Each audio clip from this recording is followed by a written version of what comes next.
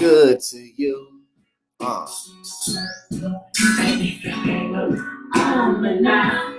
I'll be through. It's Thursday. Living and a loving. When you got time to kill. And if I can't get to love you, what's a telephone bill?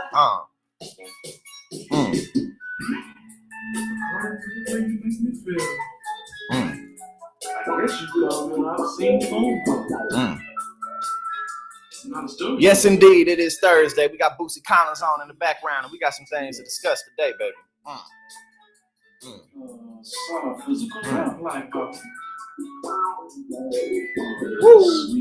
And you know what we doing. You know how we getting it started off. You know what I'm saying? We getting it loaded. Fritz or Christina in the building. What's poppin'? I'm singing to you. Man, music just... Oh, we got aggressive, progressive in the building. We got Steven in the building. Man, music is just truly one of the greatest things about life. From all eras, music of all genres, you know what I'm saying? So we're going to go ahead and put some of this classic Mos Def on while I load this bong while we get ready, you know what I'm saying? Brother Steven in the building. Baby, slow down, just take your time. You and me gonna be here for a while. Oh, yeah. Apparently that boy Donald Trump did a town hall yesterday. I didn't watch it, but we gonna look at some of the recaps together today. So we're gonna check that out. Oh. Dark Dragon in the building. Actually, Jackson and Jackson Thursday will be next Thursday. It's every other week. We don't do it every week yet, but right now we do it every other week. So actually, I'll be on with my brother, my dreadhead St. Louis brother J.R. Jackson, next Thursday. Nowhere in this atmosphere, feel by atmosphere. We loading this bong, baby. We gonna talk about Trump's town hall. We got a couple of things to discuss today. But yeah, that boy George Santos is going to prison, baby. Like, boy, you got 20 counts. You ain't getting federal counts. You ain't getting away with all that. You know what I'm saying? You is not getting away with all that. Oh, we got Bizarro World Dragon in the building. But yeah, we gonna pull up on this town hall shit together. Because like I mentioned, I ain't watching none of it. So let's go ahead and load this bong up and then get into this work.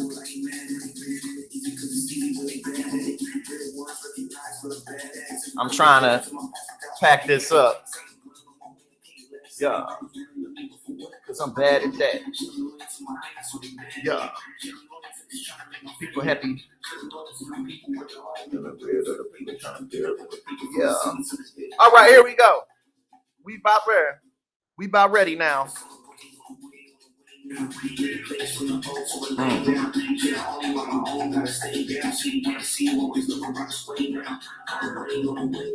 All right.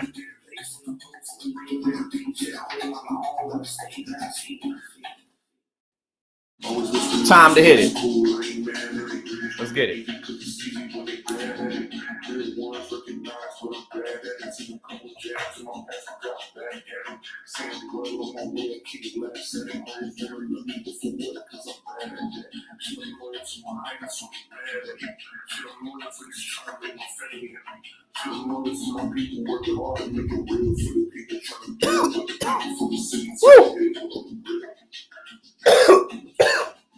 First hit of the day got me right. Oh, you got a steamroller? Bizarro, I got something to show you. I got something to show you right now.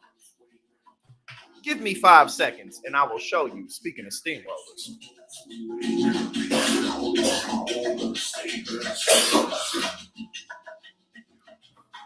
Behold, my giant steamroller. His name is Bartholomew. Bartholomew the steamroller. I got this bad boy in Los Angeles. When did I get it? I got this in Los Angeles in like 2019, I think. And actually, when I bought this, it had been sitting.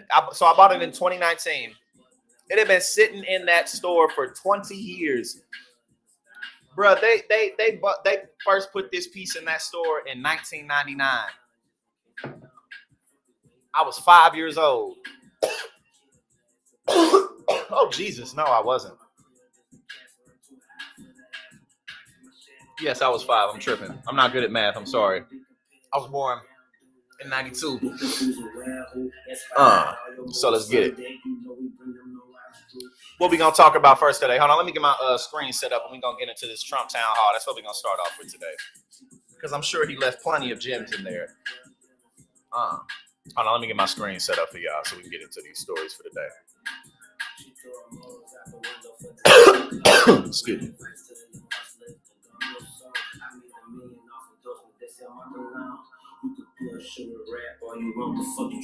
All right, let's get into some Donald Trump, the CNN panel. We got 3 of these.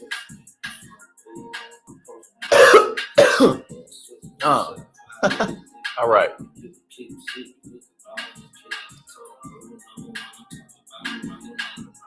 Trump says people who accept the 2020 election results are very stupid, which is most Americans.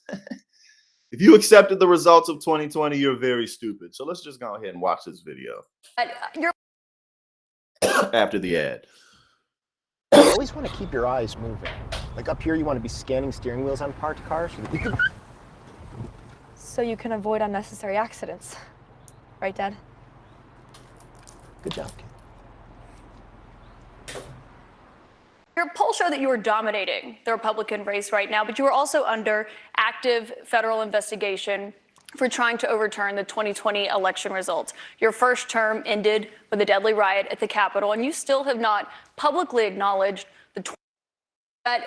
your polls show that you are dominating the Republican race right now, but you are also under active federal investigation for trying to overturn the 2020 election results. Your first term ended with a deadly riot at the Capitol, and you still have not publicly acknowledged the 2020 election results. Why should Americans put you back in the White House? Because we did fantastically. We got 12 million more votes than we had in, as you know, in 2016. We had 12 million more votes than we had in 2016, but we still lost the election. It wasn't enough. It's always hilarious because it's like, you know, it's like if there's a high scoring basketball game or something, and it's like, you know, the winning team won by 2, like they won 112 to 100. Let's say they won by 12. It's like, well, you know, we scored 100 points in that game, and normally we only score about 70 or 75. So, but you still lost. Like, you know what I'm saying? Like, that don't change the fact that you lost. And Trump talking about he won the election in 2020 didn't help him at all. Well, actually, let me put it like this. At first, a lot of people were saying that Trump claiming he won in 2020 is one of the biggest reasons why Republicans didn't see a red wave. But the biggest reason they didn't see a red wave is we got Roxy in the building and Galvatron. But yeah, no, I mean, really the biggest reason that Republicans didn't see a red wave is because of that them reversing Roe v. Wade. That's really what happened. But it's just that Trump's in a position, and he's not going to win independent votes. He's just not. I actually say we did far better in that election. Got the most that anybody's ever gotten as a sitting president of the United States. I think that when you look at that result and when you look at what happened during that election, unless you're a very stupid person, you see what happens. A lot of the people. He said, unless you're a very stupid person. Bro, this dude is, he's going to be more unhinged than he's ever been. In this audience and prior dates, I think that when you look at that result and when you look at what happened during that election, unless you're a very stupid person, you see what happens. A lot of the people in this audience, and maybe a couple that don't, but most people understand what happened. That was a rigged election, and it's a shame that we had to go through it. It's very bad for our country. All over the world, they looked at it, and they saw exactly what everyone else saw. You look, even if you just look recently with the 51 intelligence agents, that made a 16-point difference. If you look at the Mr. FBI, President. if you look at the FBI and Twitter, they call it Twitter files, made a big difference. If you look at Mr. True the President, Vote, back to what you just said there, though. It was not a rigged election. It was not a stolen election. but if you You look and your at this, if you supporters look at lost that, more you than get, 60 like, court you cases fucking on lost. the election. It's been nearly 2.5 years.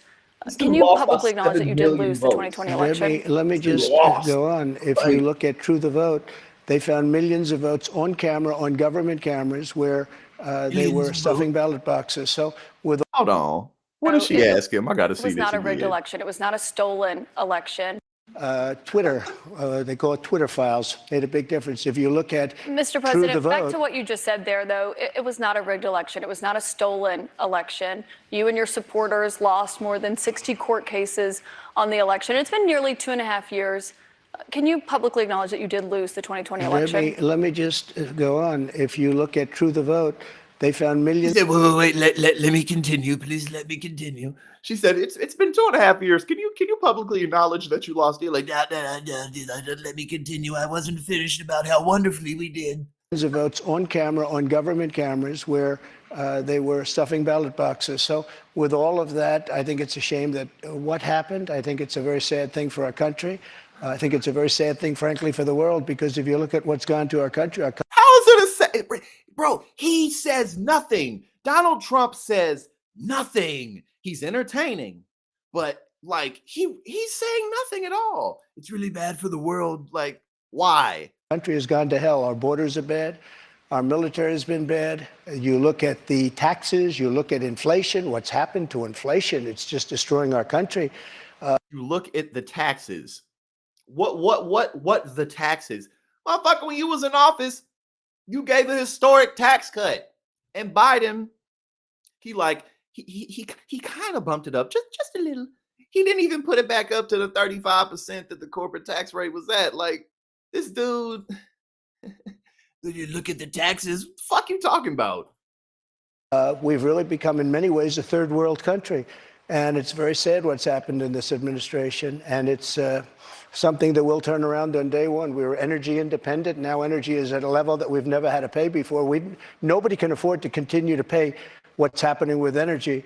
But we were energy independent. We were getting out of Afghanistan with strength. None of this has anything to do with did you lose in 2020? And with dignity, and instead we got out, we looked like fools, probably the most And Mr. embarrassing President, moment in the history of our country. We have a lot of questions about the economy and foreign Good. policy tonight, but what you just said there, Republican officials debunked those claims about fraudulent ballots. We want to give you a chance tonight. Who? Republican officials in Georgia and every single state. There is no your own election officials, Mr. President. So we wanted to give you a chance. People were afraid to take on the issue, but we have a big problem in this country. We have we wanted to give you a elections. chance to We have acknowledge the elections results. that were horrible. If you look at what happened in Pennsylvania. Nah, for real. Nah, he really does. He looks. I mean, he's still the leader of the party, but he looks like he's just he has no patience. You know what I'm saying? He's like, just look at look What at you just said there, Republican officials this, debunked look those at that. claims about fraudulent ballots. We want to give you a chance tonight. Who? Republican officials in Georgia and every single state. There is no your own election officials, Mr. President. So we wanted to give you a chance. People were afraid to take on the issue, but we have a big problem in this country. We have we wanted to give you a elections. chance to We have acknowledge the elections results. that were horrible. If you look at what happened in Pennsylvania, Philadelphia, if you look at what happened in Detroit, Michigan, if you look at what happened in Atlanta, millions of votes, and all you have to do is take a look at government cameras. You'll see them. People going to 28 different voting booths to vote, to put in 7 ballots apiece. that doesn't happen. That does not happen. But mean, Mr. and President, they're all I on have to camera. stop you there because there is no evidence of that. Your own election officials testified to that and have said that. See, Donald Trump is where he's strong is if he's just like attacking people. You know, like if he's just in a position to where he has to like attack Ron DeSantis or like talk shit about people in the Republican Party or something, he does well there. But like if you actually push back on him in any type of way, you don't even got to do it hard. He doesn't have anything to say. You know what I'm saying? Like Donald Trump ain't he ain't never talking about nothing. He's entertaining, yeah. So yeah, it's fun. And when and it's fun for everybody to see him shit on Ron DeSantis because fuck me, ball Ron. But in terms of his base, everybody loves to see him stick it to his enemies, stick it to their enemies. But if you ask him like, well, what about the fact that you actually lost in 2020 or you hold his feet to the fire with anything significant? He can't even answer the question. You know what I'm saying? So next. Another investigation.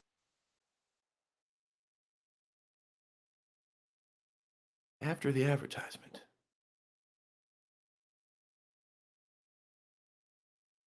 That you're facing, which is the one that's happening in Georgia, where they are investigating your Yo, another investigation that you're facing, which is the one that's happening in Georgia, where they are investigating your efforts to overturn the election results in the state of Georgia. At the center of that, let me finish my question. At the center of that is that call that you had with the Secretary of State, Brad Raffensperger. Yeah, sure. Given the fact that there are bruh, think about how pathetic it is that the Republican Party can't get rid of this dude. Look how horrible he's doing when anyone.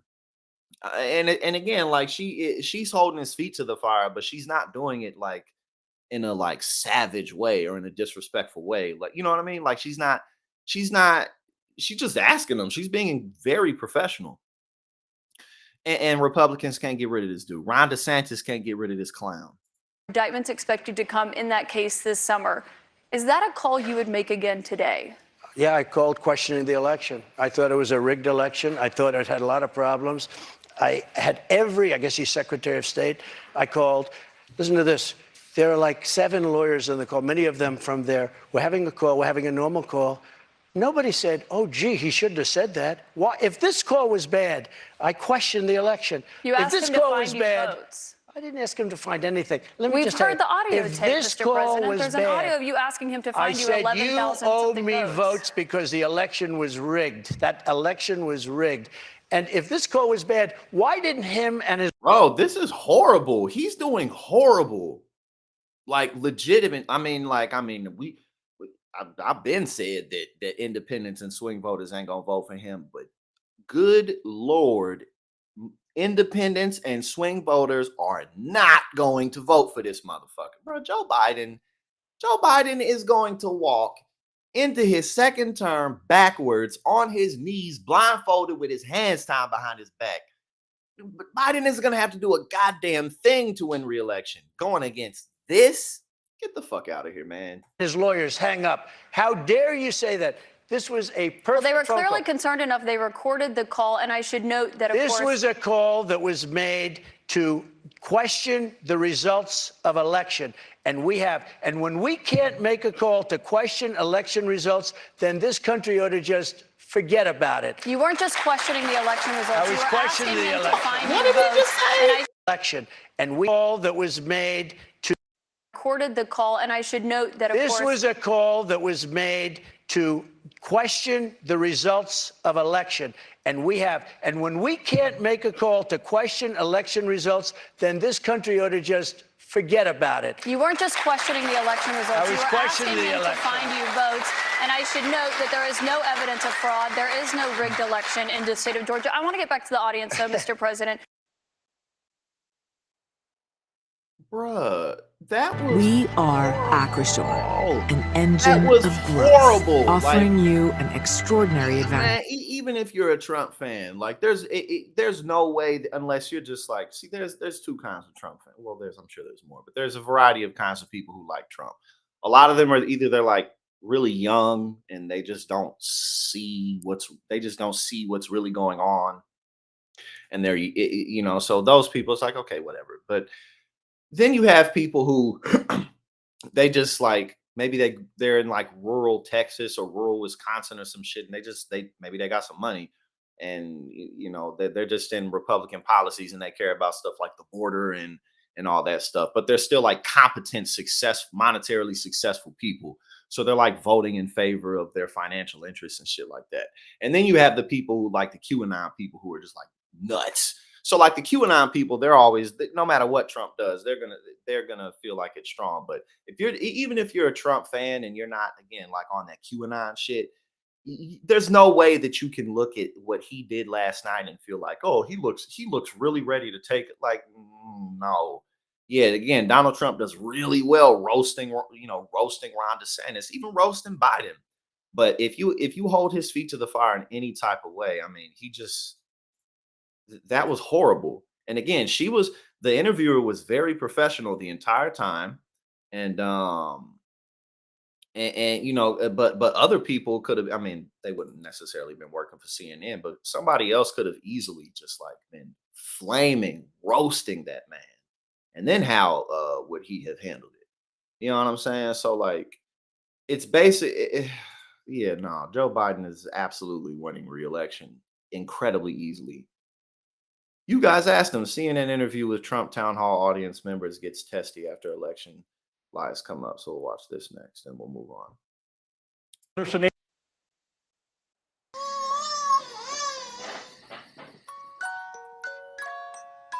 Pampers diapers absorb and lock wetness away for up to 100% leak-free nights. And earn free diapers with Pampers Club. 8 people were with, they were in the audience. What they also have in common is none of them have voted in the past for either Joe Biden or Hillary Clinton. 6 of them voted for Donald Trump in the past. 1 didn't vote in the past 2 elections. 1 was too young to vote, but that's what they have in common, that most of them are Trump supporters. What I want to ask you first of all is, do you think, show of hands, anybody think Donald Trump looks better after this town hall? Any of you think he looks worse? Any of you think the same thing about him as you did when you walked in?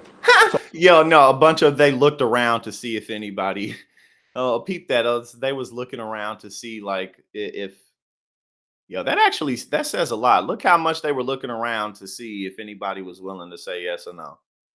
1 was too young to vote, but that's what they have in common, that most of them are Trump supporters. What I want to ask you first of all is, do you think, show of hands, anybody think Donald Trump looks better after this town hall? Any of you think he looks worse? Any of you think the same thing about him as you did when you walked in? So them two specifically was looking around, but all that, like he looks the same. I feel the same about him. And again, like Trump did horribly. Like, I mean, just objectively, that shit was bad. Like he did pitifully. First thing I want to ask you about, Donald Trump, we have to be blunt about it, is not a truth teller. That's the way he's always been when he was a businessman. He's been a politician. He has lied about the 2020 election. Stuffed ballot boxes, it's all made up. He's lost dozens of court cases.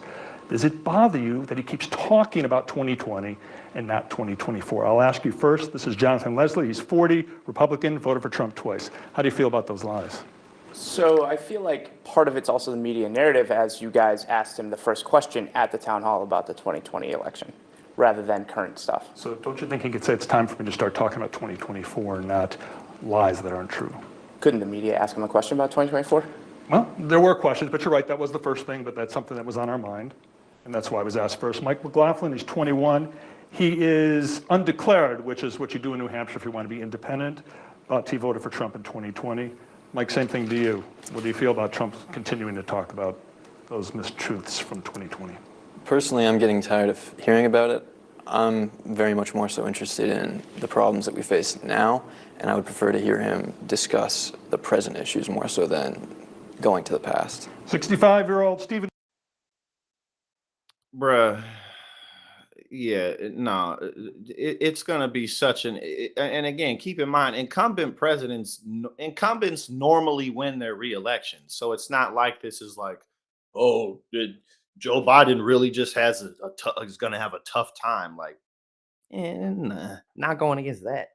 And Ron DeSantis absolutely is not in a position to take Trump out. And so yeah, I mean, like that last person that the younger guy who was like, I'd much rather hear Donald Trump talk about the future than the past.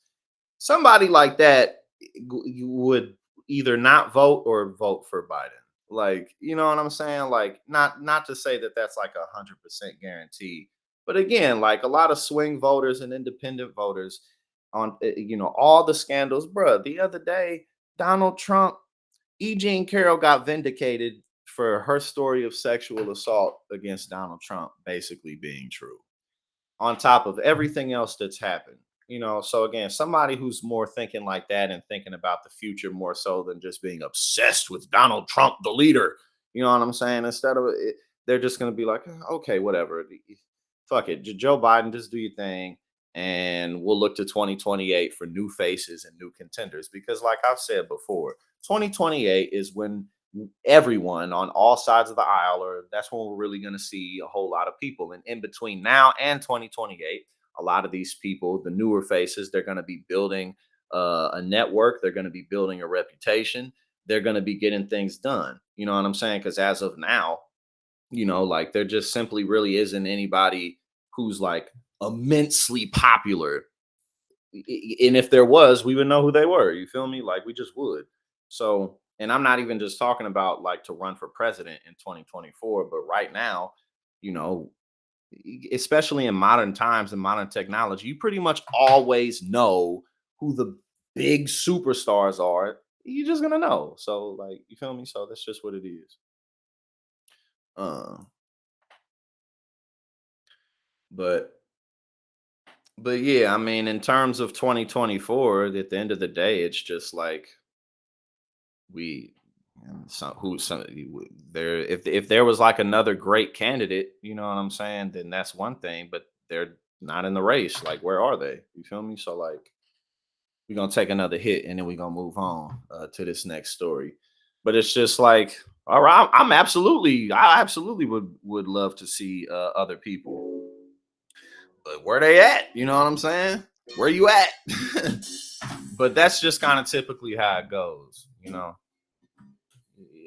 everyone's resources are limited and things just go. Process takes time.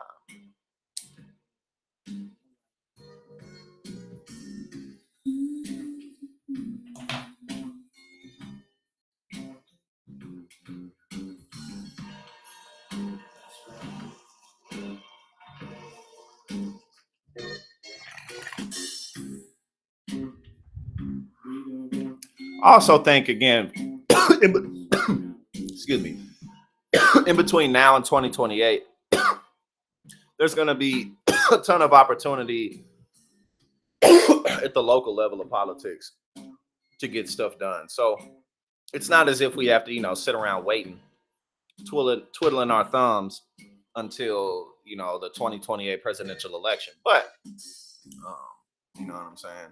Just is what it is. But there's going to be a ton of opportunities at the local level.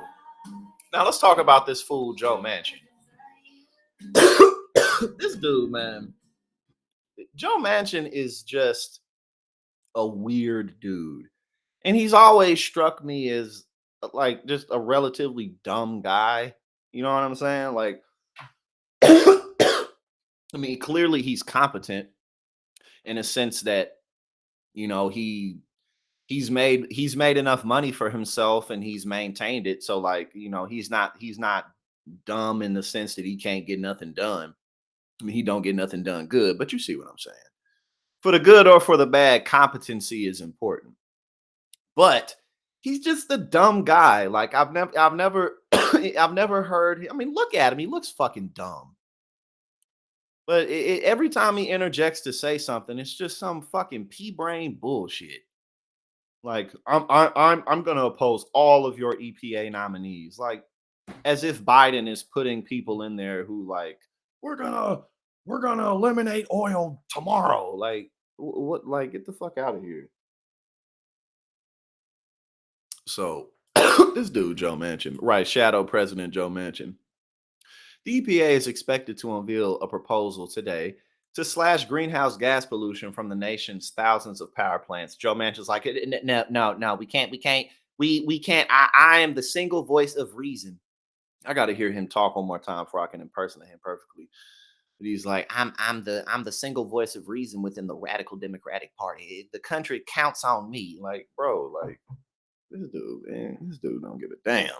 Senator Joe Manchin, chair of the Senate Energy Committee, said Wednesday he would oppose every single, not some of them, not one of them, every Biden administration nominee For the Environmental Protection Agency, in anticipation of a radical regulation, the agency is expected to propose Thursday regulating emissions from fossil fuel power plants that are driving climate change. The EPA is expected to unveil a sweeping proposal Thursday to slash greenhouse excuse me, greenhouse gas pollution from the nation's thousands of power plants, requiring sharp pollution cuts from plants burning coal or natural gas, the country's two biggest electricity sources.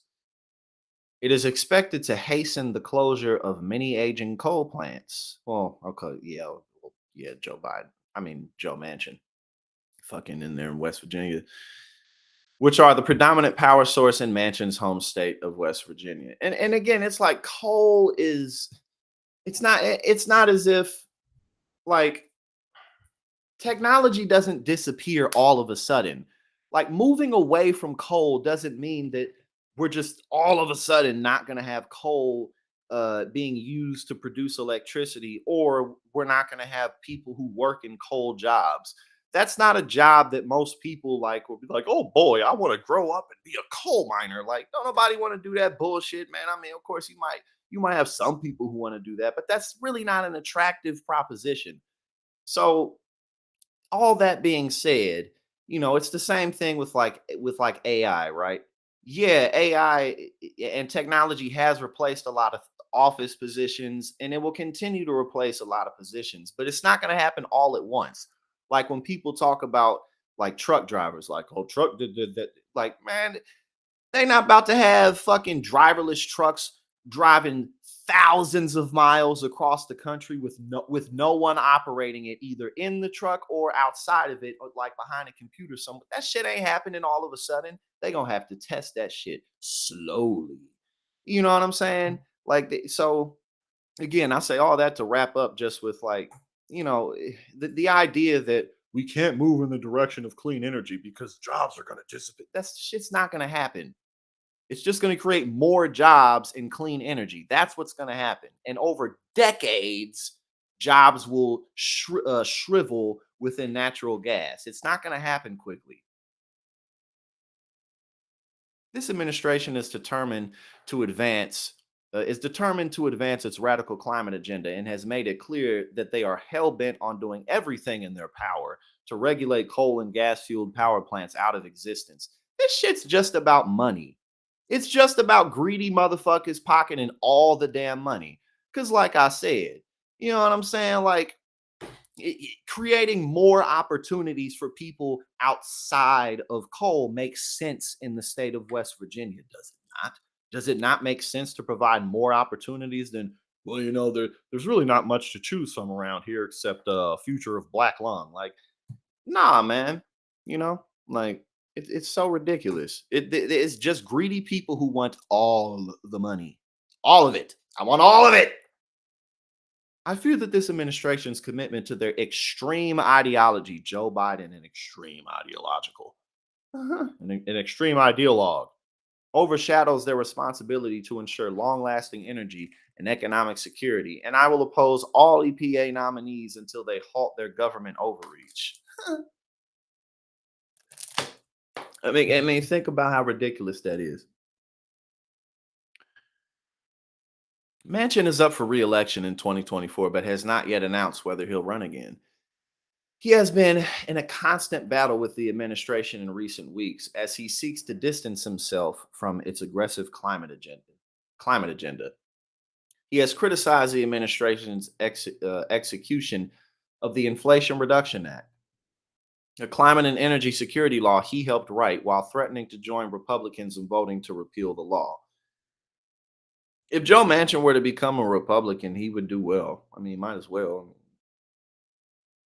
Manchin has also joined Republicans in supporting resolutions they've brought up for a vote, disapproving of the administration's energy and environmental policies, including last month's vote when he was the only Democrat to join with Republicans to support overturning an EPA regulation on emissions from heavy-duty trucks.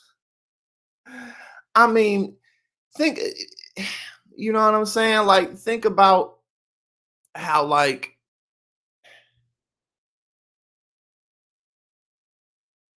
I mean, like it's easy to think about stuff like, oh yeah, our system's corrupt. You know what I mean?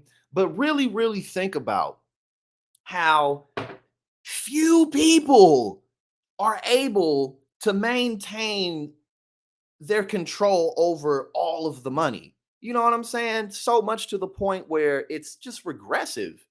Like these motherfuckers don't want to create more jobs, which would create more money in their economy, whether it's in clean energy or not. You know what I'm saying? Like the Joe Manchin was the only Democrat to vote against something to help reduce emissions from heavy duty trucks. Like so that the manufacturers of those heavy duty trucks and the oil companies can make more money. Like it's miserable. It's miserable. Imagine being as miserable as these people.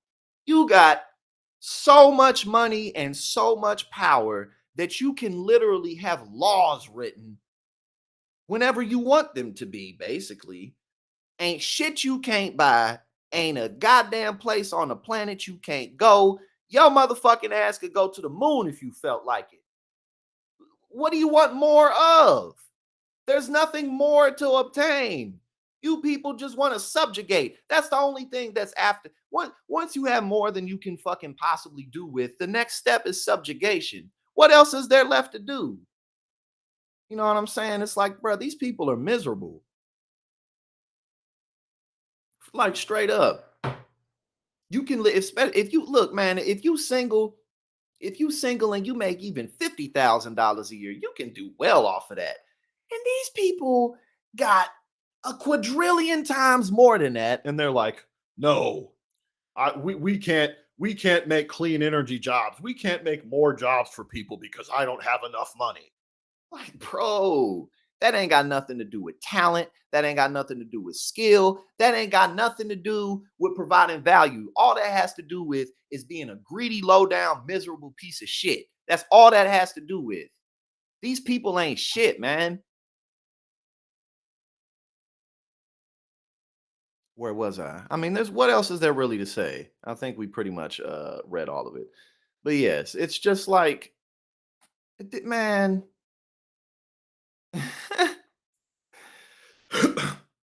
Because our problems are not complicated. Our problems aren't complicated. It's shit like this that gets in the way of it. You know what I mean? All right, now what we gonna do? Hmm. Hold up. Oh yeah, we got some good stuff today. Hold up. I forgot to pull this one up, but apparently there was a video of people cheering him. So they packed that building full of people who love what they saw. Have a good time, everybody. Woo.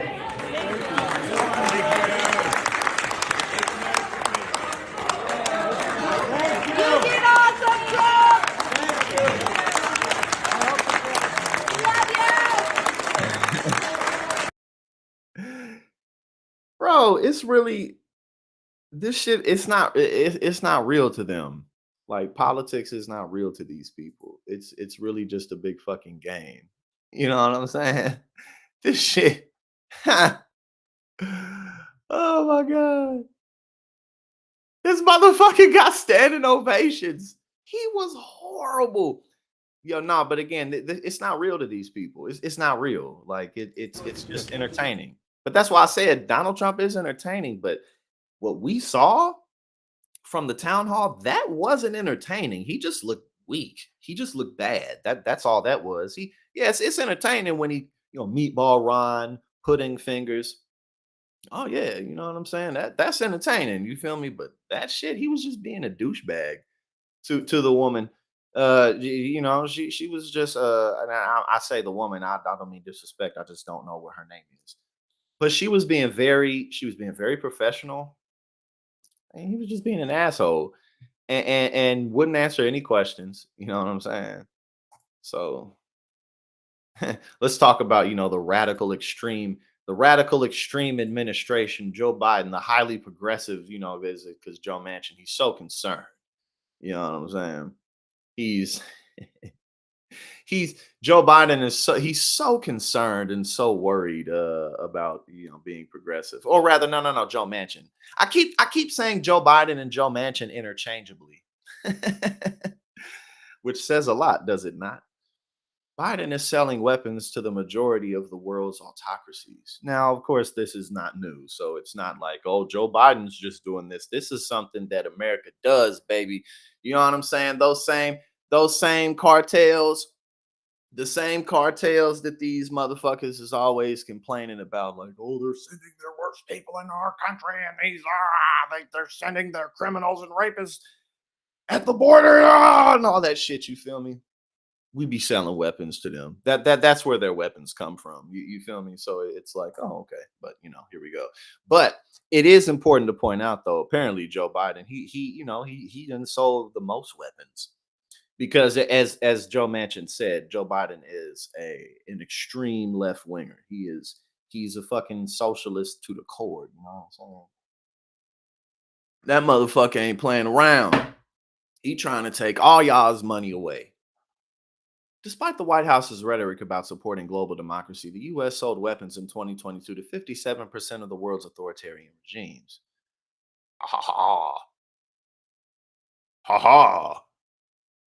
Since President Joe Biden came into office in 2021, he has described a, quote, battle between democracies and autocracies, in which the U.S. and other democracies strive to create a peaceful world. The reality, however, is that the Biden administration has helped increase the military power of a large number of authoritarian countries.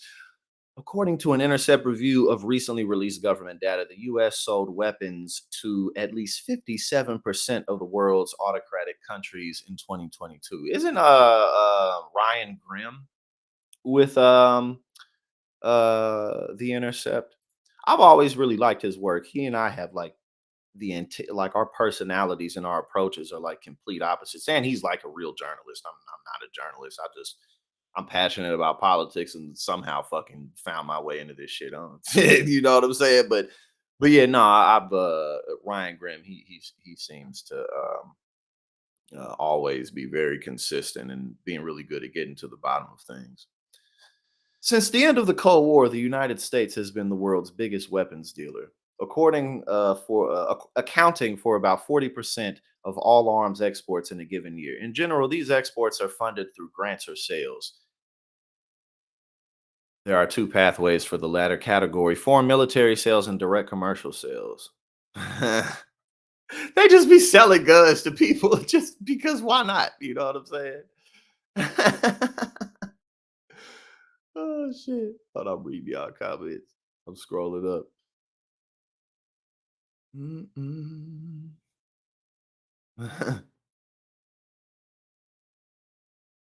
Okay, so there's a chart. So we're going to get to the chart in terms of the year by year spending and how the radical extremist left wing progressive Biden administration has sold more weapons of death to countries who brutally push down democratic thought. You know what I'm saying? So we'll go on. We'll look at these. Um, Country level data for last year's DCS authorizations was released in late April through the State Department's Directorate of Defense Trade Controls. FMS figures for fiscal year 2022 were released earlier this year through the Pentagon's Defense Security Cooperation Agency. According to their data, a total of 142 countries and territories bought weapons from the U.S. in 2022 for a total of $85 billion in bilateral sales. How many of those countries were democracies and how many were autocracies? That question can be answered by comparing the new U.S. arms sales data to political regime data from the Varieties of Democracy Project at the University of Gothenburg in Sweden, which uses a classification system that's called Regimes of the World. So let's look at this. The U.S. sold weapons to 57% of the world's autocracies in 2022. 48 autocracies the U.S. sold weapons to. 36 autocracies the U.S. didn't sell weapons to. Well, we just didn't get around to it. It's been a good year. It's been a good year. We'll get back to it. No rush. No rush, Bob. Don't beat yourself up. Pat yourself on the back. I know we exceeded our goals, but we'll do it bigger next year. You know what I'm saying? type of shit. All right, so here we go. U.S. arms sales in 2022 exceeded Trump era highs by quite a bit. Damn, by quite a bit. Yeah, by quite a bit indeed. 205 billion, $620 million in 2022. Yeah, don't beat yourself up, Bob. We had a record year. I know there's 38 28 more autocracies out there, but we'll get to it next year, sport. Pucker up, sport. Ah, shit.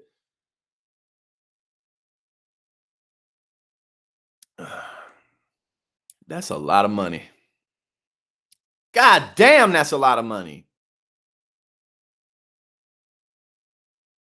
In Biden's first full fiscal year as president, weapons sales from the United States to other countries reached $206 billion. Oh, who, bruh, man. Human beings are many things, and violent and vicious is absolutely one of them.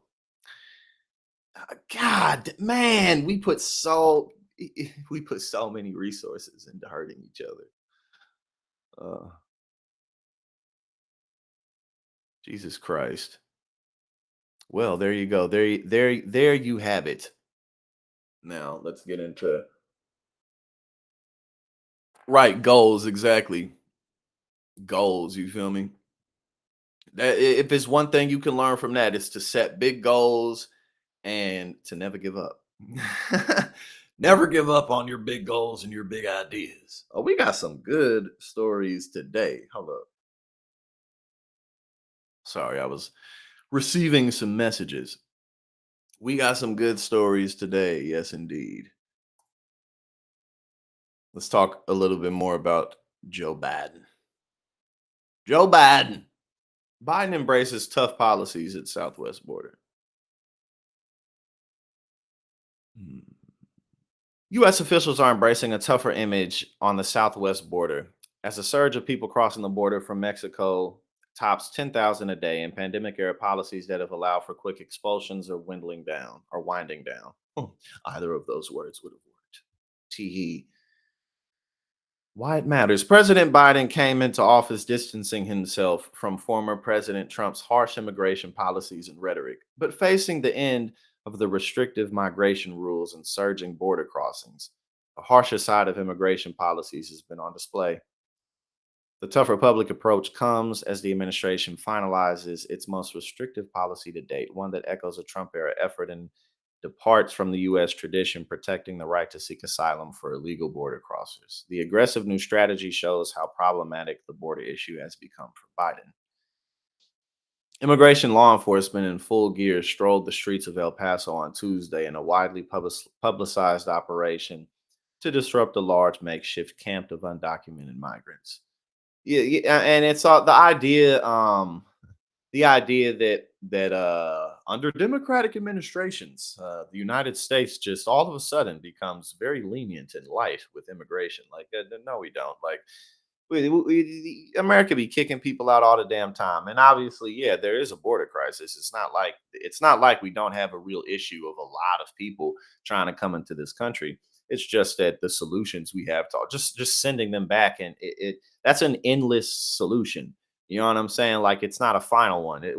There's no real final solutions. But basically, what I'm saying is that approach just goes on and on and on and on. Sending people back from the place they're fleeing doesn't solve the issue, especially when a lot of the reason that those people are fleeing is a result of the United States drug war policies, which greatly enrich and empower gangs and cartel units within those areas. So many of our policies have created havoc and destruction and despair in the regions that these people are escaping from.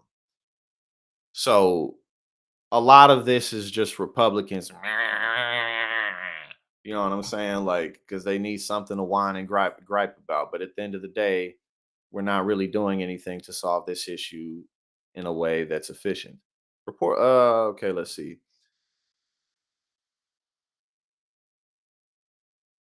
The Department of Homeland Security and the State Department are planning to advertise the new asylum restrictions throughout the Western Hemisphere. The agencies announced essentially a warning not to come to the U.S. Homeland Security Secretary Alejandro Mayorkas's address on Wednesday included even clearer warnings to migrants. Quote, those who are not eligible for relief will be quickly returned. Do not listen to the lies of the smugglers.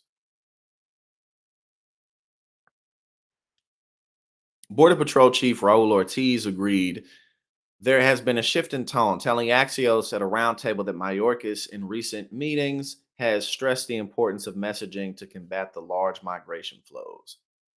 Quote, making sure the migrants know about the dangers and the challenges and the exploitation that occurs by the criminal organizations, again, that our drug war policies fund and enrich and empower. Without our policies, they wouldn't be able to carry out such grand operations because they wouldn't be able to afford it.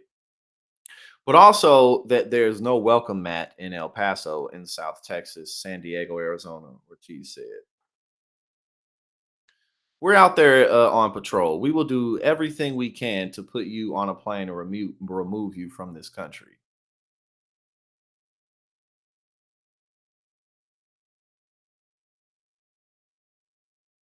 Okay, so some of the numbers. Even as more than 200 men and women were being removed in a matter of hours, roughly 11,000 people crossed the border Tuesday, 450 an hour, sources familiar tell Axios. Through metal slats, we just got to build the wall. That's all we got to do. We just build the wall. That's the biggest reason we got to get Trump back in office. We just build this wall, and then people will just magically not come in here. That's all we're missing. We just need a big ass wall that people can't, climb over or walk around or dig underneath or just walk through in some type of corrupt way. But let's continue. Through metal slats, a group of migrants can be spotted. Okay, that just kind of, I guess they're kind of narrating like what happens in situations like this. Yeah. So, but again, like the real efforts that need to be made to quell a lot of these crossings, just really, they're just really not being taken. You know what I'm saying? They're just not. So now I believe we'll save that one for next after this. After this one. Oh, we got Felicia in the building. Uh, but yeah, there's so many, I mean, there's just so many issues um facing immigration in this country. But again, they're not issues that can't be solved. It's just going to take a lot of teamwork. A whole lot of teamwork and people who give a damn. Because first and foremost, you need people who give a damn. All right. Disney's Bob Iger has been whooping Ron DeSantis's ass. Disney's Bob Iger taunts Florida with an ominous threat. Does the state want us to invest more, employ more, and pay more taxes or not? Oh, he said, Bob Iger said, motherfucker, do you want us to leave? What's the strongest negotiating position to be able to what's that quote saying? It's like to be able to walk away from the table and like mean it, like something like that. Like this, yo, that's basically what he said. He like, look, we already whooping your ass, and to tell you the truth, me and the executives and the workers, we really don't want to deal with this ongoing. So like, look, you feel me? Like, we could just leave. You want that? And he ain't playing either. You know what I'm saying? But that's funny as hell. Uh, Disney's feud with Governor Ron DeSantis of Florida has gone from bitter to downright acrimonious. Ooh, that's a spicy word, acrimonious, in recent months. During Disney's second quarter earnings call on Wednesday, CEO Bob Iger threw the latest punch, seemingly making a threat to the state and the governor. One question: does the state want us to invest more, employ more people, and pay more taxes or not? He said. We build a business that employs, as we've said before, over 75,000 people and attracts tens of millions of people to the state. Was that supposed to say 750,000? Because that, or what? I don't know. Oh, they're just talking about that park. He added that Disney was the quote, the largest taxpayer in Central Florida, paying over $1.1 billion in state and local taxes last year. And again, keep in mind too, Ron DeSantis has helped to pass on laws that um to help businesses like Disney not pay taxes. You know what I'm saying? So again, like a lot of the shit that Ron DeSantis talk, he just be grandstanding because he got his feelings hurt because the former CEO had the nerve to say, "I'm not really with the Ron don't say gay DeSantis." You know what I'm saying? Um, DeSantis and Disney have been locked in a power struggle that began when Disney pushed back against a controversial bill, like we just said, which critics named the Don't Say Gay bill. Since then, DeSantis has been trying to wrest control from, or as Disney puts it, retaliate against the company. Over the past year, DeSantis has worked to dismantle Disney's special tax district, which gives the company certain self-governing rights. He's also considered constructing toll roads in and around the park and suggested building a competing theme park or prison nearby. I mean, that's so, and again, that's really the biggest reason. That's the biggest reason why Republicans are tired of this because it's like, okay, so what? Your solution is to create you basically lessen jobs and make business suffer at this park because you got your feelings hurt.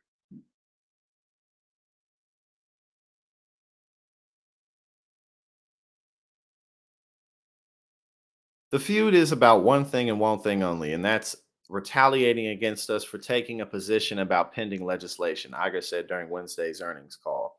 The Disney CEO said the company was, quote, merely exercising our right to free speech by taking a position against the Don't Say Gay bill. How dare you? How dare you not agree with me? We're gonna build a prison next to your shit and put toll roads around it so that less people come and less people want to be involved. Right, we gonna name it Meatball World. That's perfect, Galvatron. We gonna rename Disneyland Meatball World. Oh, this shit is hilarious. These motherfuckers, man. Ugh. Iger added that the special privileges Disney had been given to essentially govern itself were a direct function of how much the company had contributed to the state's economy, and that they weren't, in fact, all that special. He said that there were about 2,000 special districts in Florida, including the Daytona Speedway and a retirement community called the Villages. Yo! Ron DeSantis is such a fucking idiot. He's such a douchebag. It's like nothing about this is unique. Nothing about it is unique. You're just losing. Quote, we pay more taxes, specifically more real estate taxes as a result of that special district, he added. Ultimately, he turned the question back to DeSantis, asking whether the state could really afford to lose the jobs and money generated by Disney. The ball is in DeSantis's court. Disney and representative for Ron DeSantis did not admit, Ron DeSantis has to stop. He has to stop, like straight up. And what's so hilarious about this, what's really so funny about this is that yes, Pudding Palace. We're gonna call it Pudding Palace for sure. But again, what's really so crazy about Ron DeSantis is about how like basically it's not even just his popularity because he's never really been that popular outside of the Republican Party and really outside of Florida, but specifically the Republican Party in Florida. But more and more over the last few months, people's belief in and respect for Ron DeSantis has, and it's like Donald Trump who shits the bed constantly every single day. Every single day Donald Trump wakes up, he does something that otherwise would destroy anyone else's chances or anyone else's career. You can't beat this dude. And now Disney's like, bro, you literally can't afford to lose us. You know what I'm saying? That shit is it's just funny. It's hilarious. All right. So now we got one more political post. And correct me if I'm wrong, but Vivek Ramaswamy is running for president right now. I didn't really know much about him, but after seeing this, it's like, oh god, this dude is Vivek Ramaswamy proposes raising voting age from 18 to 25. Like, oh, that's a splendid idea. Like, do you know how many millions of people that would cut out of the equation? And why would that be? Why? Well, what other logical reason is there? I mean, I haven't read this. I just saw the headline, and I just want to see if I'm right.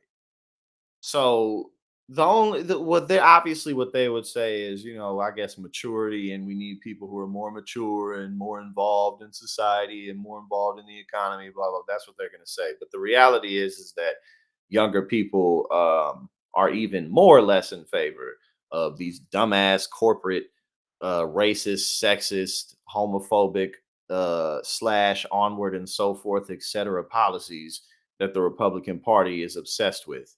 That's why these motherfuckers. But let's go ahead and read. I'm almost certain that Vivek is going to be like, oh, yeah, responsibility, some shit like that. But let's see. What a stupid idea. Republican president, yeah, he is running. Republican presidential contender Vivek Ramaswamy is set to announce a proposal that would raise the voting age from 18 to 25 unless Americans serve in the military or pass a civics test. Bro, Republicans be so corny, man. This that it's a right and a privilege. People have died in war to be able to vote. People have given their lives in order to, like, bro, shut up. Like, and be like, oh, a civics test. People need to be able to. These people be so corny, man. Dangerous, but corny as fuck nonetheless.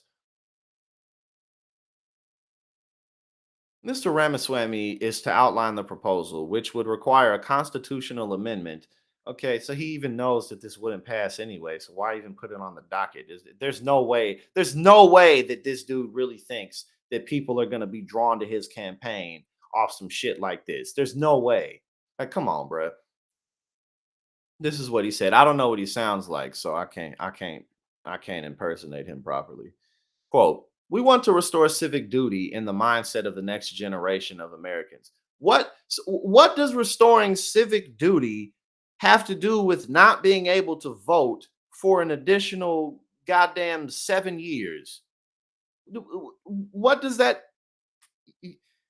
you can't encourage volunteering in your community and being a good citizen and helping others when you can. You can't encourage and teach that shit one in your household, which what you motherfuckers is always talking about. You can't encourage and teach it there, and you can't encourage it and teach it in class or in some type of program. Especially right. That's some fucking nerd bullshit. Some fucking nerd bullshit, and we all some nerds in here, and that's some straight nerd bullshit. Like, the fuck out of here. That's man. Before I go on a tangent, but you know what I mean. Like, people can't respect and do better with civic duty. I mean, like, we live in a time where if you have talent and you have passion and a mission and a willingness to build and construct, you can build a platform where you teach these things. Like, what the hell is this dude talking about? You know what I'm saying? AK, and I knew he was gonna say some bullshit like that. Like I told you when we started, responsibility, and people need to really respect their American rights. So let's give them almost another decade. AKA,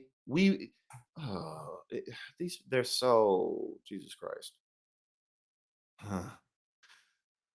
And how we want to do it is to say that if you want to vote as an 18-year-old between the ages of 18 and 25, you need to either do your civic duty through service to the country, not the community, to the country, Okay, what? So that's some half-ass way to deal with our military volunteer shortage? I mean, what? That's 6 months of service in either military service or as a first responder, police, fire, or otherwise, or else you have to pass the same civics test an immigrant has to pass in order to become a naturalized citizen who can vote in this country. Okay, so again, all this is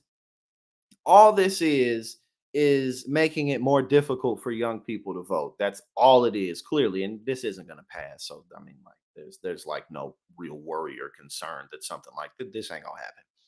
But again, clearly, all this is an effort and attempt to make it harder for younger people to vote. Because at the end of the day, just because you memorize a bunch of whatever special facts about the country, that's not going to change how you're going to vote. It's just going to be more, you know what I'm saying, attention.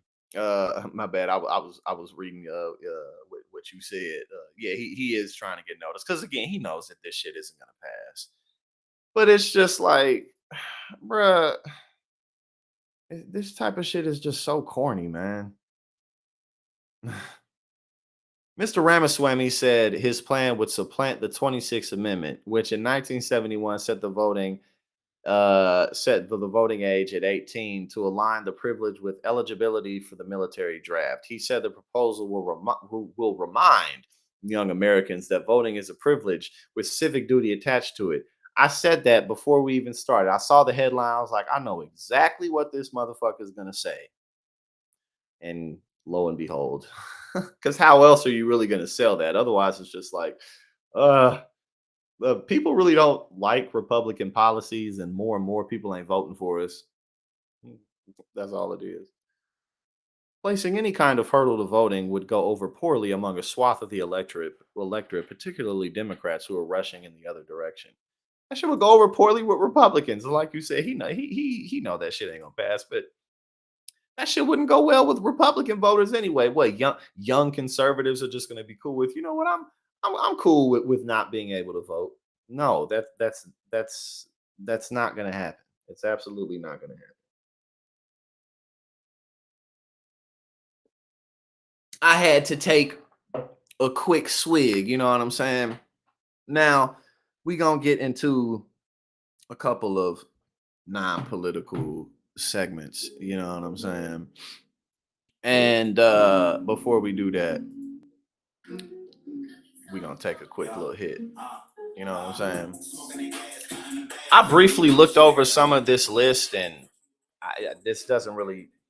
A lot of these things just kind of seem to be not necessarily like specific to women, really, but just kind of stuff like the changing times. I thought some of them were funny, but we'll look into it.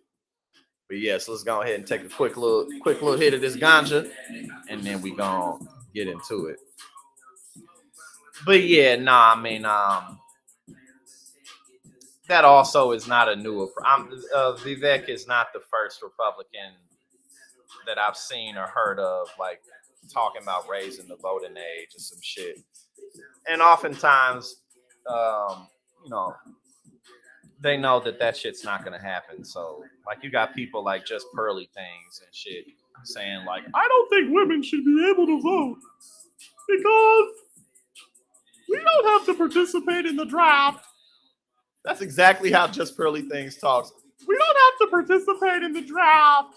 And I just think that women just don't know how to take responsibility. And if we don't have to participate in the draft, then I don't think that we should be able to vote either.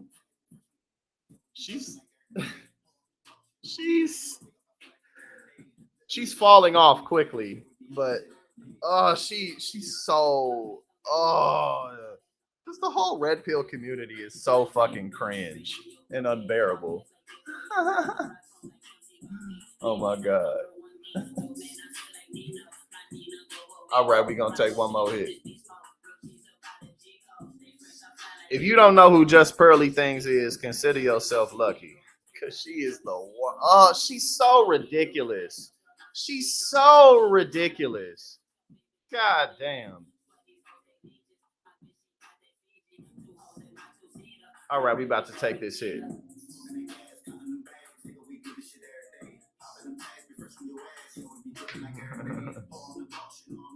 Yeah. Hey, here we go. Well, shit. I guess she is Miss Piggy. Again, like I said, if you don't know who Just Pearly Things is, consider yourself lucky. You really ain't missing out on nothing because she is like listening to her will literally have you like. She's such a joke. She's such a fucking joke. But she ain't. But at the same time, you might, if you want to laugh, then look her up because if you want to laugh at a motherfucker, then look up Just Pearly Things because she's so ridiculous. She's so ridiculous. And I otherwise wouldn't say what I'm about to say. But for the type of shit that she be saying and the type of stuff that she be saying about women, it'd be like, yo, Pearl, you really ain't attractive. Like it just not even just the way she looks, but her personality. The shit she be saying, it'd be like, yo, Pearl, for you to be saying this and you look like that, and you be coming on camera looking like that, you got some nerve. Cause man, the shit she be saying about women it'd be crazy. Like how you talking about women like this, but you look like that. Like get the fuck and men don't even want her, bruh. And that's the craziest thing. She be doing all that for the simple sake of she trying to get chose. And men still don't want her. Because she just comes off like she's just mad desperate and fake. Like, what? Like she has no perspective of a woman. It's just like she's pandering to red pill incels. You know what I'm saying? So it's like, ain't nobody feeling that bullshit. Don't nobody want to fuck with you. She be talking so much shit about women, but she fits the description of everything that she always says. Here we go. We finally gonna take this hit. Do you love me that much? Do you love me that much? You know I talk a lot. You know I do things with the sparkles. You know I never. And again, like.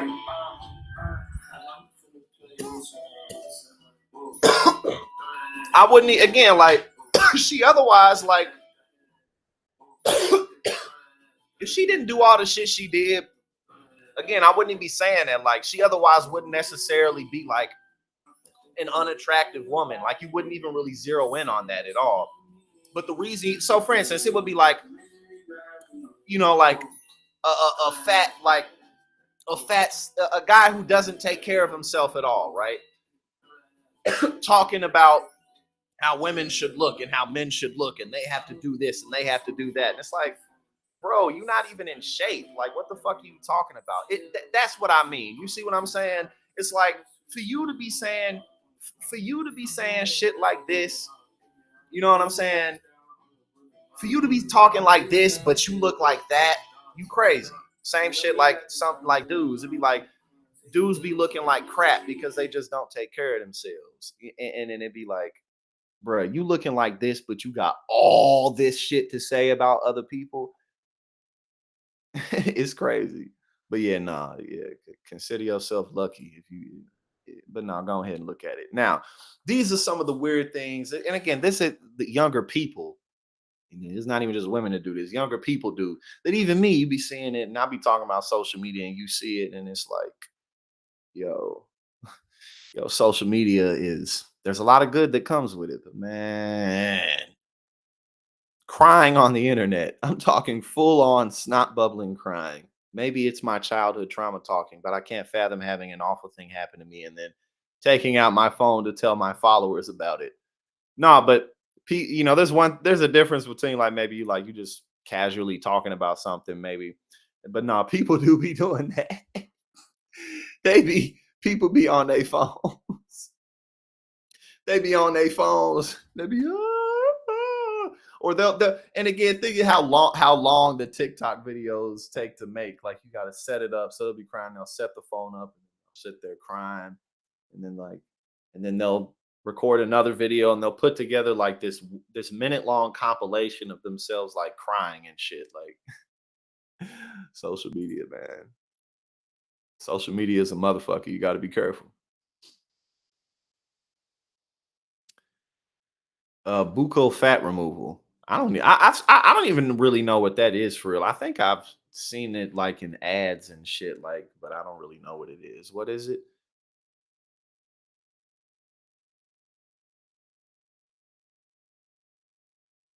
Oh, okay. So what is that like? Is that like make your cheekbones stick out more or something? The buccal fat removal, is that what that is? Um,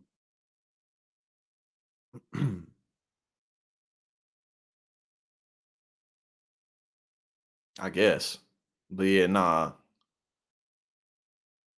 Oh yeah, makeup. I mean, whatever on that.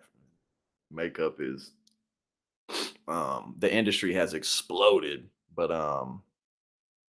that I don't think that this is just like and again, this is just different, but this isn't like this is different than like, crying and sobbing on the internet. This is just kind of like um the beauty industry is just kind of like evolved and expanded, and people's talents and skills have really grown. Especially too, like if you think about just, like broader cosmetics, like people, man, people can do some amazing things with makeup, man. Mm.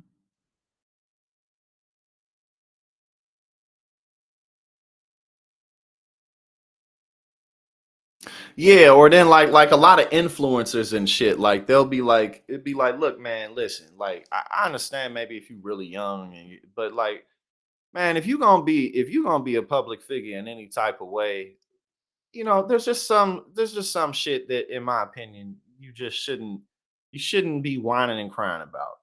You know what I'm saying? Like, and one of those things is, oh, people talk about me online. Like, bro, don't look at it. Part of your job is being seen online. Bro, people be roasting my ass online. People be mad disrespectful, but like, I don't have to look at it. I mean, it doesn't matter anyway. But like, I don't need to.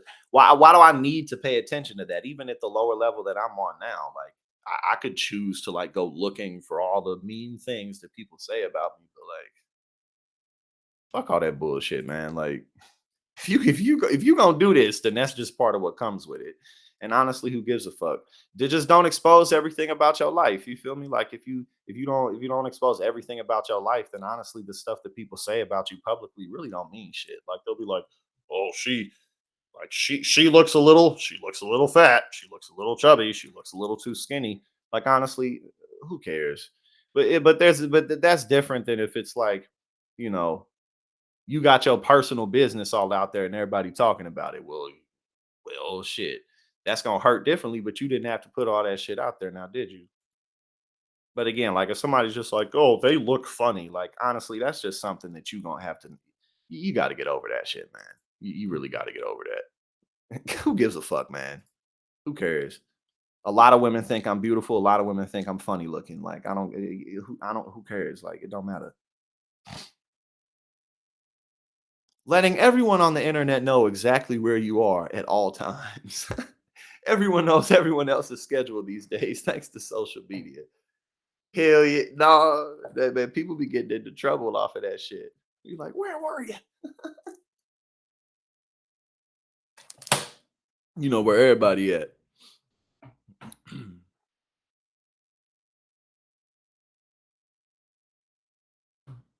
But yeah, no, I mean, again, like there's a lot of fantastic. There's so many fantastic uses for social media, including like just finding things. But like before you know it, especially when you're younger, and it's just kind of more ingrained into your daily culture, man. Before you know it, you're just living through social media, and it's just not good. It's just, there's nothing really good comes from that. And a lot of influencers get themselves caught up in that shit. Like, bro, stop living through it. Like, okay, big fluffy false eyelashes. I don't have an issue with that, but again, I guess that's just something that people do now that I can't imagine. I can imagine rather that throughout time, like bigger or smaller eyelashes have been more or not popular. Taking pictures of yourself all the time doing mundane activities. Shit, we all guilty of that shit. Everybody guilty of that in some type of way. The overdone lip filler injections. Yeah, nah, I ain't gonna lie. I mean, you can do what you want, but man, a lot, man, yeah, that a lot of that shit don't just really is. I'll just speak for myself. That shit just be like, yo, you look crazy. you look, you look very insecure. You know what I'm saying? Like, you look like you crazy for sure. All the photos they take making the same face and poses. I guess these older people looking at social media, they're like, what the why are people so glued to this? Announcing their travel plans. Well, I mean, if it's with your family and shit or whatever. Because what I've noticed too is like a lot of people who, especially like Gen X and above, you know what I'm saying? Like what I've noticed, it seems like Gen X and above people more so use social media in a way that just makes more sense. Like it's typically like they keep up with people either that they really know and enjoy keeping up with, and then mix in their like influence that they like, and not necessarily a bunch of crap. You feel me? Like people they really find entertaining, or like people who do great photography, or like really good food places, or you know what I'm saying? Like they'll follow more stuff like that. But then the younger you go, especially like the younger generations, and social media becomes more of like a lived through experience. You know what I'm saying? So,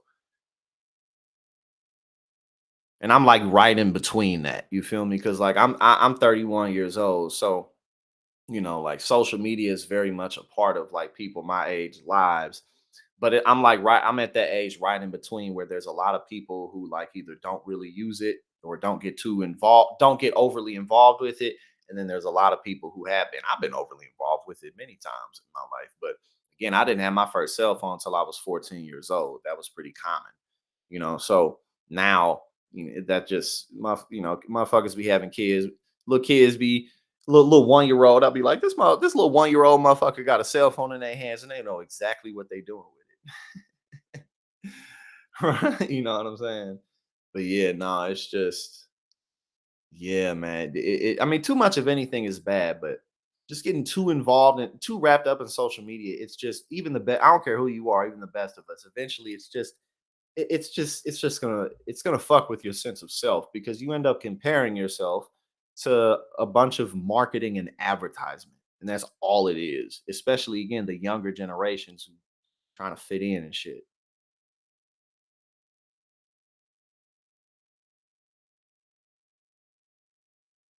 I don't know. And again, when I see stuff like this, and it's interesting too, like people will get like really wrapped up in stuff. Like when people talk about like women these days or men these days, like like women wanting to work or not wanting to work isn't new. Women being allowed to or not is more new. You know what I'm saying? So like, I don't. Again, like this, I don't really know why this made the list, because this is just something that maybe some women want or fantasize about, but I don't really think this has much to do with like the time period.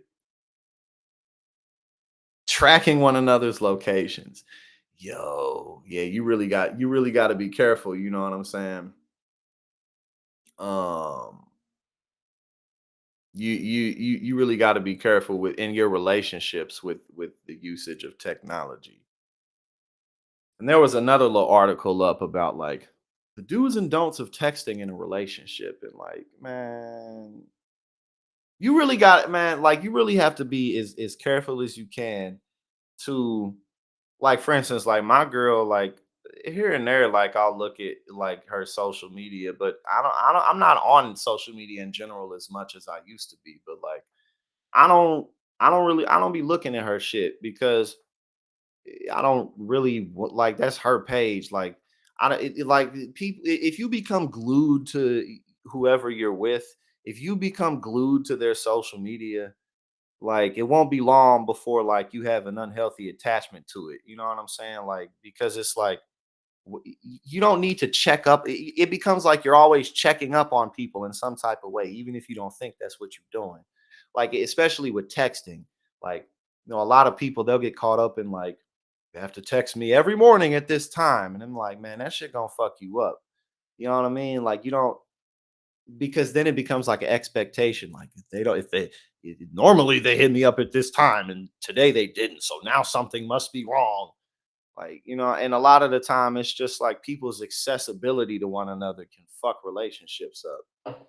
You know what I mean? Like, you really don't need to talk to one another unless you're in person or like unless it's just general communication. Like, you know, how's your day been or what you do today, or I'm going to be here at this time. Or if you need to speak or you want to like catch up, like, like FaceTime each other or at least do it over the phone. But like when you just like you get too used to just texting and doing shit all over social media. Like it's just once that stops, like the easiest way to make sure that that just doesn't become a problem at all, just don't engage in none of it. You feel me? Like just have faith that somebody is look, listen. It's really this simple. And it can be difficult to get to this place. But if as long as you are showing up and playing your part, if the other person doesn't, then you're not really losing much if they leave you. Like you have to give people the ability and the space to just walk away from you. And if you can do that, it makes shit less it makes the relationship less of an anxious experience for you because it's like I show up, I don't do too much, I don't do too little, I show up just right. And you know what I'm saying? Like, in order for me to keep showing up, they have to keep showing up. And if they show up less, I show up less. Not like you're playing tit for tat, but it just becomes natural. Like, you know what I'm saying? Like, because life happens. You know what I'm saying? Like people go through things and not all bad, but like and like not just with technology, people can also end up relying and these are all things that I've learned from an experience too. So it's not like I'm just talking about everybody else. You know what I'm saying? Um, but you got to be careful not to rely too much on the passionate times because passionate times in a relationship are like this. Like a healthy relationship at this point in my life, like I just wouldn't be if my relationship got toxic and it didn't change, I would leave it. Like just plain and simple. Like I'm not gonna get wrapped up in it. It just won't happen. But passion is like this because again, like once you get comfortable with each other, with especially like sometimes somebody maybe they're moving, so while they're moving they're going to be thinking about paying for this and paying for that, and I got to get this together, or maybe they're going through something at their job, so it's like I got to handle this work.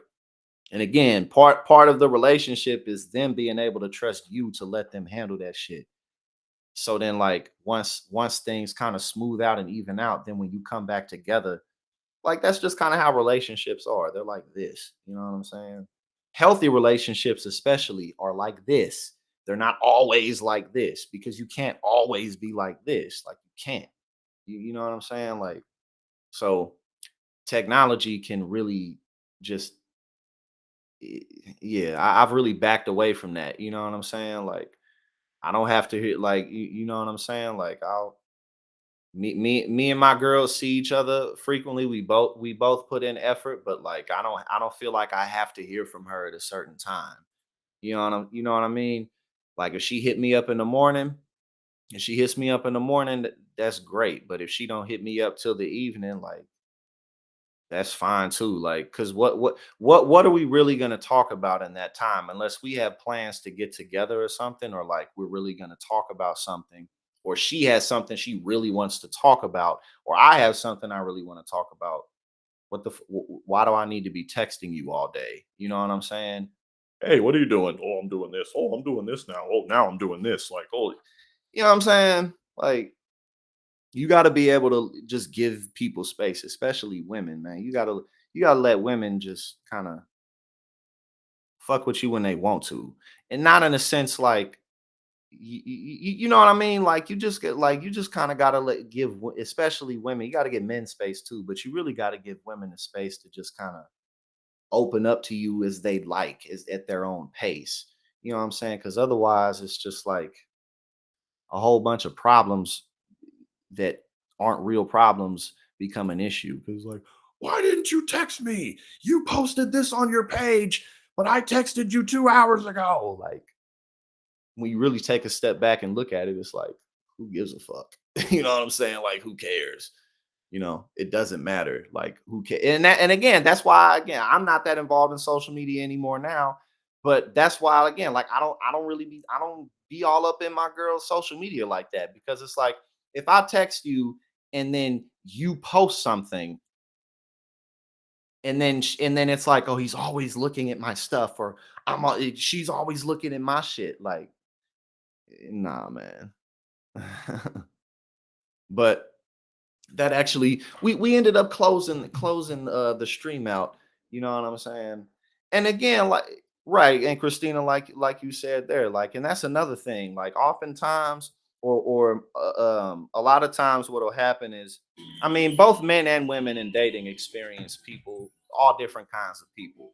um but if you have experience maybe with someone who's maybe more anxious and insecure, maybe to an unhealthy degree, to like they always need you to be all up on them, and then you date somebody who really ain't tripping like that, then you can start tripping because you're like, I'm so used to dealing with people who always tripping and always anxious, and this person really isn't anxious at all. And then you know what I'm saying? So it's interesting, like what relationships reveal about yourself.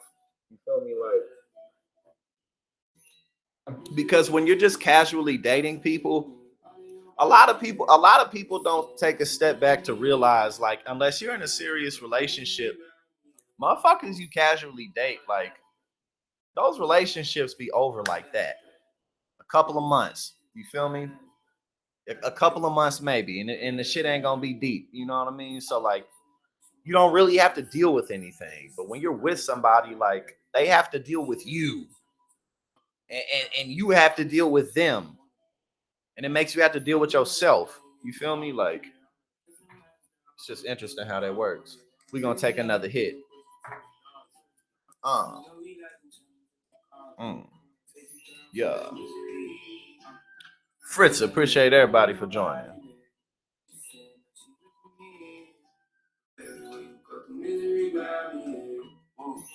Yeah, facts, Roxy. Exactly. You know what I'm saying? Like, and it's like like if you like to talk, or if I want to talk about something, then I know, and that's the beauty of a healthy relationship, especially as you mature. And like, as I'm at a place now, like I'm 31, I've gone through a lot of my life, and I've matured emotionally. So now I'm coming to appreciate the way that I'm even able to be with a woman now compared to like when I was in my mid to early 20s, like when I was really a fucking kid. I mean, in a lot of ways, I'm still a kid, but really when I, like just when I was way more immature, and the list goes on and on.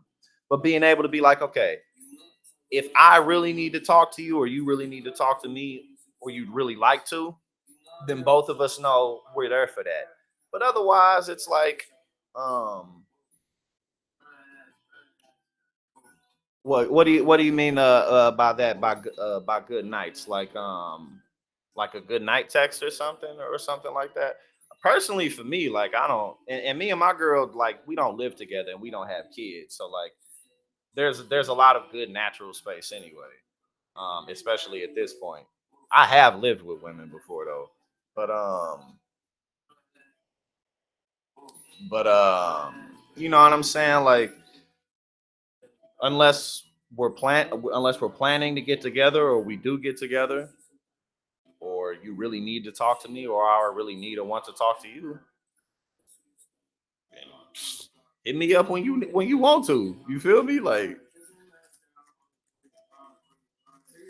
uh, yeah.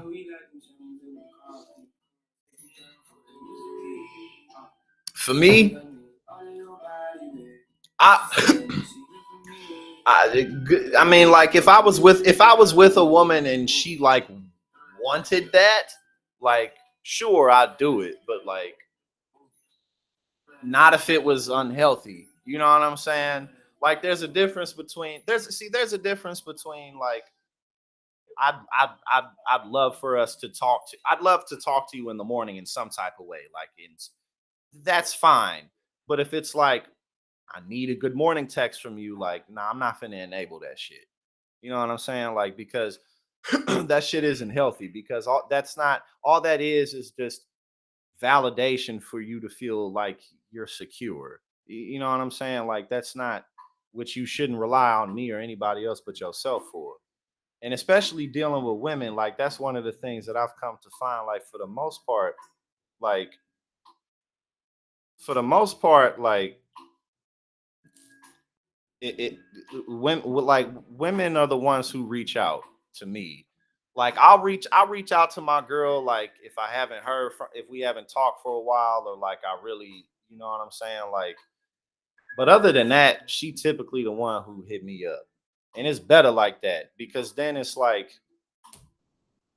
she wants to talk to me. She wants to talk to me or catch up or she wants to see me. And it's not just me like, hey, what are you doing? What you know what I mean? I've just come to find that that shit works so much better with women. I mean, it works better in general because I don't want no woman just all up on my shit either. Like if she, but you know, it's just like, um, you know, like it you don't really and another thing too that people don't realize is if you get too much of something it becomes old, you know what I'm saying? Sometimes it just like it loses its luster, like so I'm not somebody like I don't do things necessarily rhythmically. Like I'm not gonna text you good morning probably ever.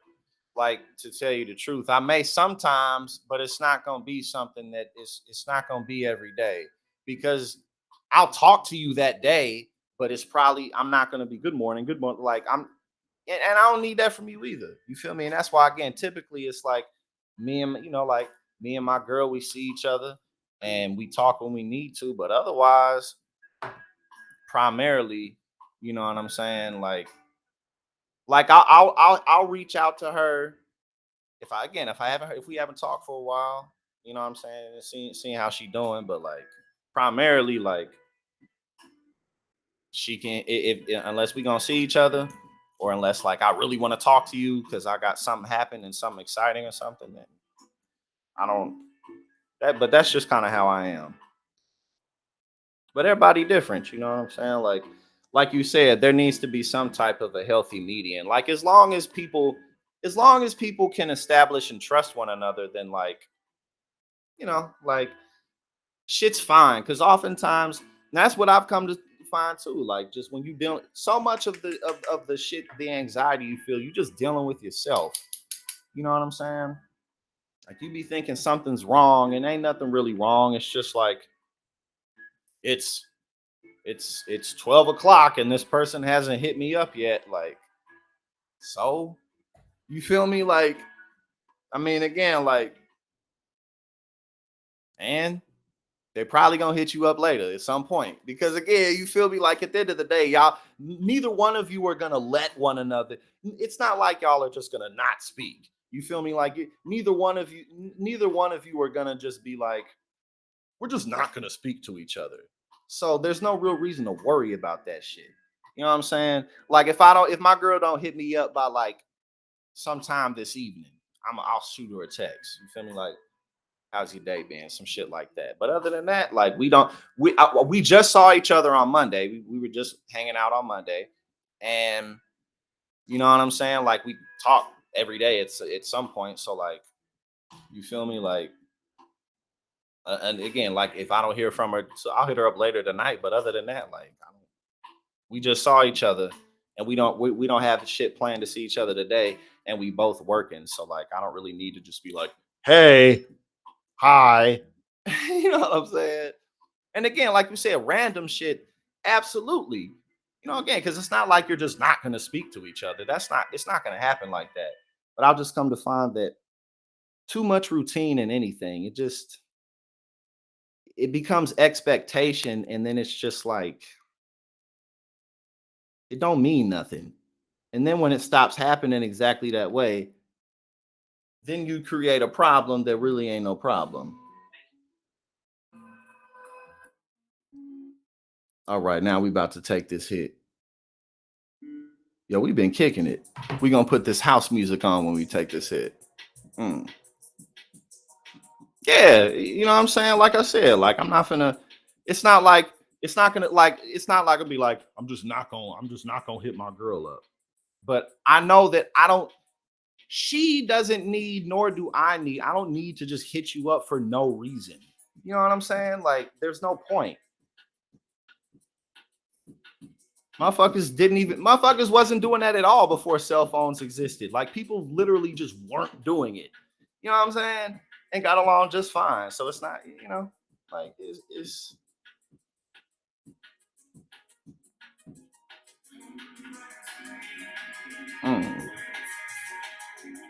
Yeah, we had a great stream today and great discussion. But again, like I've come to find, like, and keep in mind too, like all of these things that I'm saying are things that like I've struggled with and dealt with within myself, which is a lot of why I'm saying it. It's not just like I've observed other people do these things. I've done this shit too. You know what I'm saying? That's why I understand it so much. And again, like, man, unless somebody just doesn't respect you or they're not treating you well, then the problems that you have in your mind probably really aren't problems. Like, you know what I'm saying? Like, as long as y'all really connect well and everything's good, then, you know, oftentimes you're just being anxious for no reason.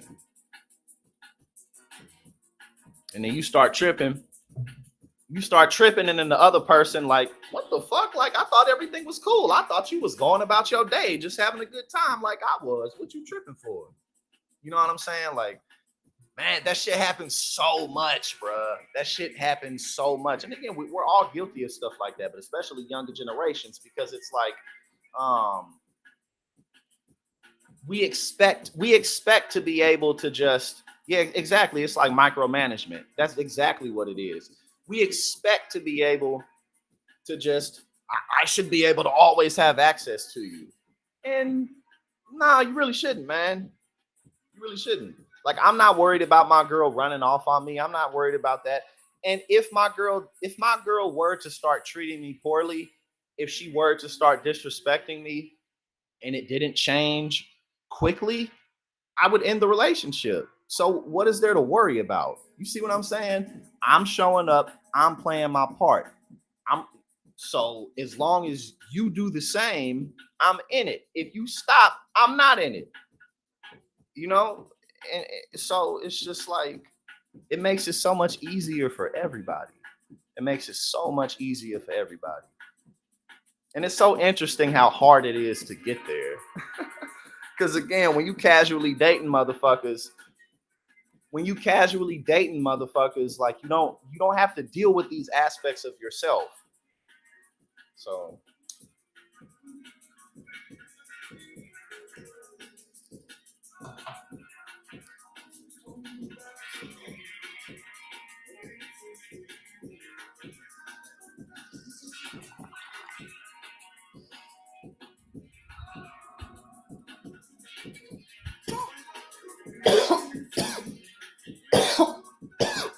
exactly, Fritza. Showing up and being present. And that's what's important. You know, again, sometimes in a relationship, life gonna make it so that y'all just a little bit more apart because y'all dealing with different stuff. But as long as the other person is making an effort and they're present and they're there, what you tripping about? Really, all you tripping about is things aren't exactly the way I want them to be right now. But that shit ain't never gonna change. That shit ain't never gonna change. So why make it a problem in your relationship just because shit ain't exactly the way you want it to be right now? Is that not the same way in damn near every other area of your life? Are you exactly where you want to be in your career? Are you exactly where you want to be with your finances? Do you get exactly enough sleep? Do you hit 100% of your goals? No, you don't. You feel me? So don't make that an issue in your relationships, because it really ain't no thing in the real world. It's just the same shit. You feel me? So, oh, oh, I'm definitely finna write. I'm gonna write a variety of different books, fiction and nonfiction. But we got other things to do first. You know what I'm saying? But yeah, you know what I'm saying. As long as you're present, as long as you're present, and y'all respect one another, and you check everyone's boxes. I mean, you check each other's boxes. Then, if you're present, you're gonna make it through whatever that is. You know what I'm saying? Like you just will. So, but I need to eat me some lunch. You know what I'm saying? Oh shit, I'm gonna get to writing some stuff, but not quite yet. I gotta get my shit together in some other ways before we move on to that. But it is in the works, and we got time. You know what I'm saying? So, man, today's stream was a great one. Oh yeah, I'm definitely gonna open up more about things I plan on writing. But y'all have a good one. I gotta get some lunch in me. I gotta get these videos up on the channel. I got some other stuff I need to do too. So I appreciate each and every one of you. Y'all have a fantastic afternoon.